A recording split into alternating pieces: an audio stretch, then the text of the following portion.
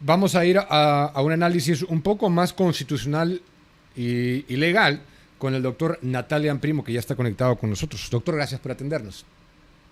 Un placer, Diego. Un gusto, como siempre, estar contigo. Escuché con mucho, digamos, muy- para comenzar sorpresa el día domingo su entrevista con Mónica Delta, porque considero que hace 5 años no se le hubiera dado cabida a ese tipo de exposiciones. Pero me pareció muy positivo para el debate actual. En 48 horas ha cambiado la situación. Lo primero es preguntarle cómo toma esta renuncia de Corbeto. Bueno, yo, como tú sabes, yo escribo todos los días miércoles, publico todos los días miércoles un artículo en El Comercio. Y el miércoles 14 escribí un artículo en el cual titulé Advertidos estábamos, y ahí indiqué o concluí ese artículo señalando que la separación de Corbeto del cargo debía ser una necesidad impostergable, ¿no?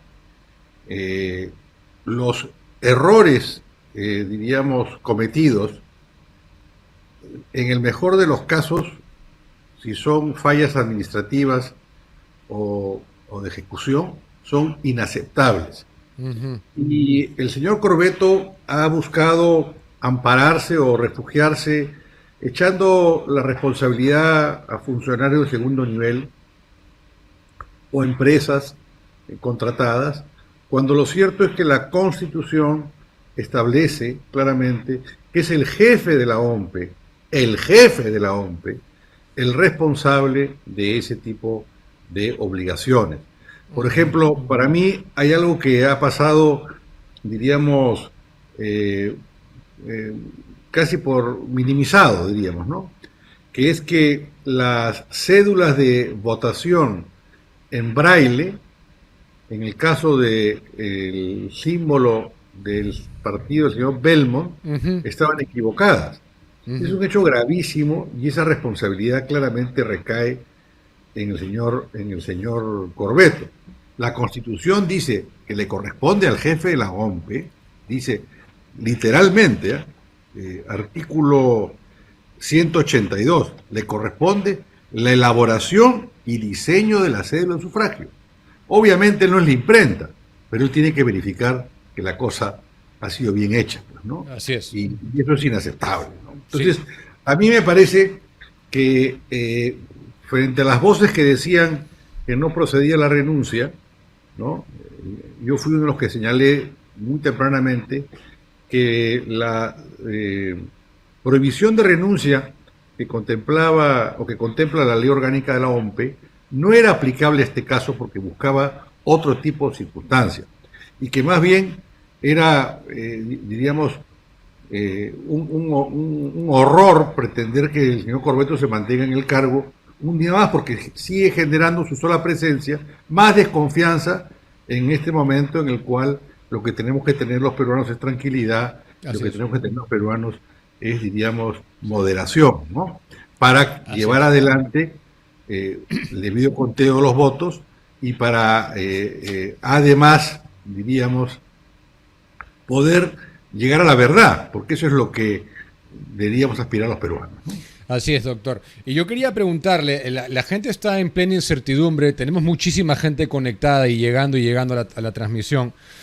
Escuché también algo que estudié el día de ayer para reportarlo en la noche, que lo trajo a colación su colega, el doctor Gersi, sobre el caso Yatama versus Nicaragua y ese precedente, ¿no? Entonces, como la gente está con tanta incertidumbre sobre lo que finalmente va a pasar, ¿qué probabilidades existiría de que el jurado declare ilegítima desde una óptica democrática de participación esta elección?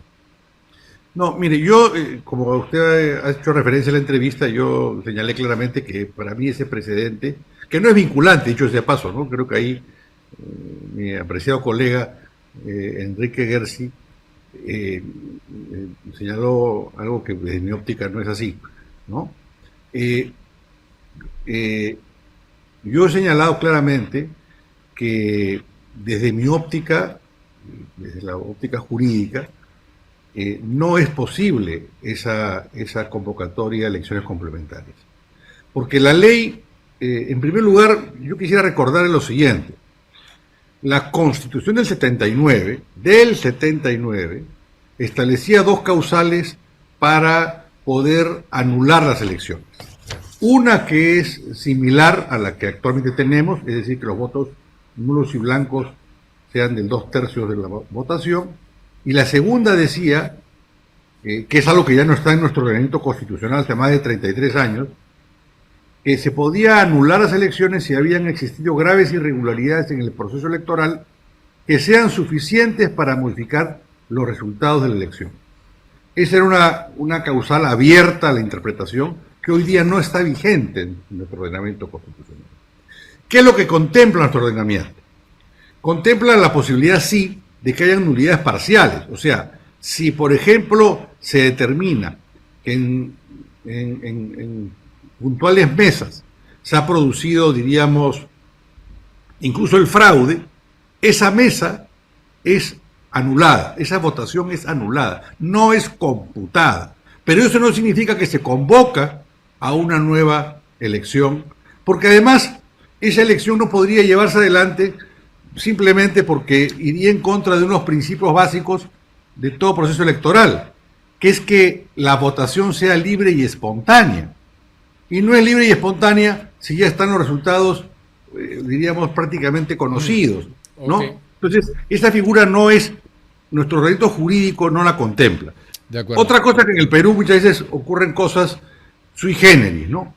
Pero lo que contempla la ley orgánica de elecciones es que si hay irregularidades respecto a la instalación de mesas o respecto al proceso de votación de determinada mesa, el resultado es que esa mesa puede ser eliminada, puede ser retirada. En el caso de acá, sería, diríamos, una suerte de ir contra los actos propios del propio jurado.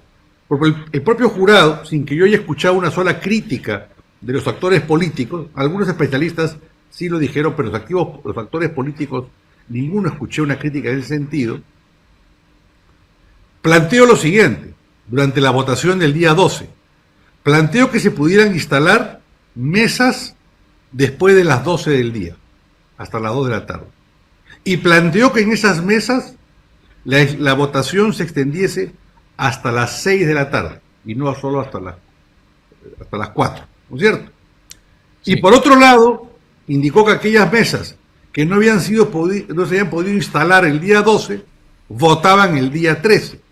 Es decir, que esas medidas que dio el jurado, ¿para qué fueron?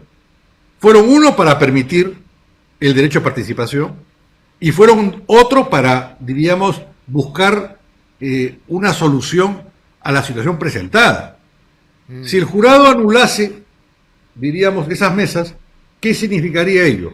Que esas medidas dictadas por ellos mismos eran un absurdo, no tenían cabida. Pero como te digo, la ley peruana contempla, inclusive, que una mesa que no se ha instalado a las 12 del día, no se instala. Es verdad que prevé la ley que puede ampliarse el horario. Hay una situación que por cuestiones extraordinarias que es lo que ha ocurrido. Pero cuando no se instala una mesa, no se convoca una nueva elección. Simplemente no votan esas personas. Okay, entonces... yo entiendo que aquí lo que se esgrime, y es lo que está señalado en la denuncia del procurador del Jurado Nacional de Elecciones, es que ha habido toda una, diríamos, confabulación para que esto ocurra. Yo no descarto eso. Yo eso no lo descarto. Pero lo que yo digo es que eso no está aprobado el día de hoy. O sea, y en consecuencia, se tiene que tener, pues, pasividad, tranquilidad, llegarse a la verdad, ¿no es cierto? ¿No? Pero lo cierto es que se amplió el número, el horario de instalación, se amplió la fecha de votación y se amplió un día para que se haga la votación. Entonces siguiendo esa línea de pensamiento, ese criterio que usted está exponiendo, sobre todo el principio de que las elecciones sean libres y espontáneas, tampoco entonces podríamos esperar que conceda el pedido de renovación sobre una jornada electoral para los que fueron afectados en Lima No lo de las 211 mesas, sino el cálculo es mucho mayor, ¿no? Tampoco podría concederse eso. Pero a ver, pero ¿cuál fue la afectación? Si las mesas se instalaron finalmente y se amplió el horario y votaron al día siguiente. No, esa Imaginémonos es la que... oficial, pero no los que se cansaron y se fueron y que se Está instalaron bien, a la pero 1, bueno, 2 de la tarde. mire, está perfecto. Hay gente que también va a votar. Yo no estoy justificando lo ocurrido, ¿eh? Yo he sido, como le dije, uno de los primeros críticos de lo que ha pasado. Pero hay gente que también va a votar una vez y hay mucha cola y se regresa. O sea, y además eso implicaría saber, digamos, el sentido del voto. O sea, el tema está en lo siguiente, fíjate, Diego.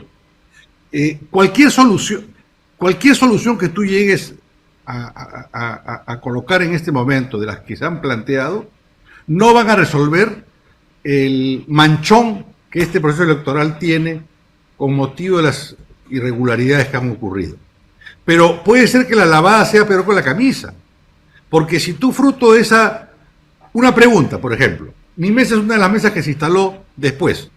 Yo fui a votar, yo tuve que ir 3 veces a votar. Fui a las 9:30, estaba cerrado el centro de votación, regresé a las 11:30 también y volví a regresar pasada la 1:30 y ahí recién pude votar. Muy bien. ¿Qué vamos a hacer? ¿Vamos a anular la mesa? ¿Vamos a hacer una elección solo para los que no votaron? ¿O también los que votamos tenemos que volver a votar? ¿Cuál es la solución? Lo cierto es que lo que contempla la ley peruana es que cuando no se instala la mesa, no hay votación, no se convoca una nueva elección. Eso es lo que contempla la ley peruana, que ha buscado un mecanismo de seguridad para no generar incertidumbre, ¿no es cierto? Sí. Ahora, diríamos, ¿cómo el jurado va a plantear una elección complementaria si el propio jurado dictó medidas para justamente salvar la votación en esas mesas? Porque si no, no hubiera convocado para el día siguiente a votar, ni hubiese ampliado los horarios. Pero es solamente para resarcir el error de las mesas oficiales que ellos reportaron, en donde no hubo en absoluto instalación, pero no para resarcir a los cientos de miles que no pudieron votar. Mi mesa pasó. Sí, está muy bien. No funcionaba el sistema, no había material electoral.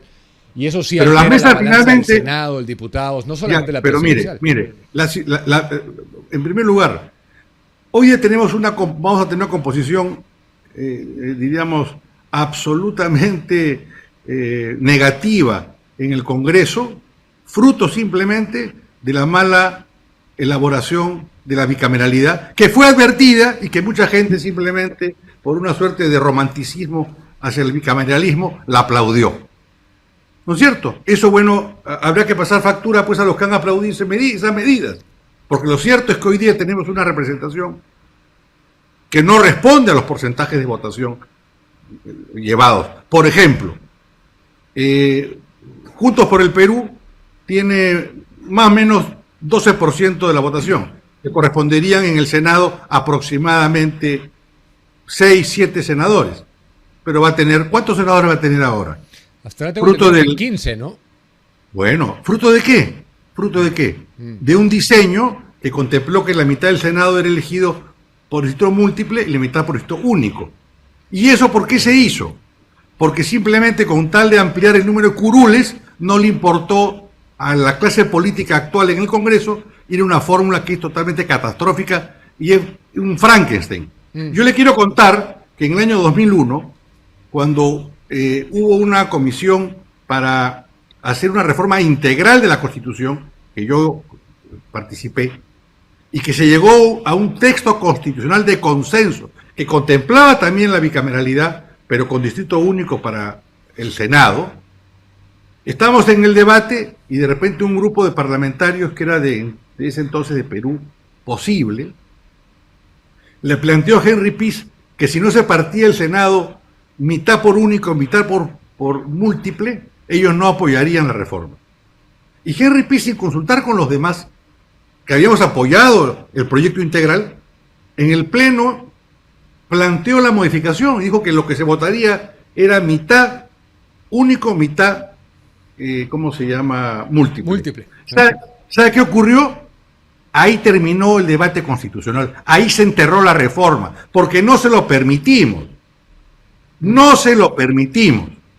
O sea, si hay gente que es capaz de, por ampliar el número de parlamentarios, ceder ante cuestiones evidentes, bueno, ahí tiene usted lo que ha pasado. Ahí tiene usted lo que ha pasado. Y espérese usted nomás lo que va a ser el funcionamiento.